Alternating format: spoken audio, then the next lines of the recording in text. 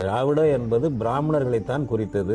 அது பிராமணர்கள் 2 பிரிவாக பிரிஞ்சாங்க. இந்தியாவுக்குள்ள நுழைஞ்ச பிறகு, இந்தியானா இந்த துணைக்கண்டத்துக்குள்ள நுழைஞ்ச பிறகு காலப்போக்கில் 2 பிரிவாக பிரிஞ்சாங்க. வடக்கே போன பிராமணர்கள்லாம் கவுட பிராமணர்கள், தெற்கே வந்தவர்கள் திராவிட பிராமணர்கள்னு அவங்க சொன்னாங்க. மனுஸ்மிருதியில் தான் திராவிடங்கிற சொல் இருக்குது. அதில் இருந்தால் நான் திராவிடன்ற சொல்லை எடுத்தேன்னு கால்டுவெல்லே எழுதுறாரு. கால்டுவெல்லே அதான் எழுதுறாரு. மொழிகள் எழுத வந்தவர் தப்பாக பண்ணார். கால்டுவெல் திராவிடன் ஒரு இனம் இருந்தது, திராவிடன் ஒரு மொழி இருந்தது, 100க்கு 100 பொய்யான தவறான சான்றில்லாத தகவலை இந்த மனுஸ்மிருதியையும் குமாரிலப்பட்டருடைய தந்திர வார்த்திகா என்ற நூலையும் வைத்து அவர் முடிவுக்கு வந்தார். கால்டுவெல் தப்பு அது.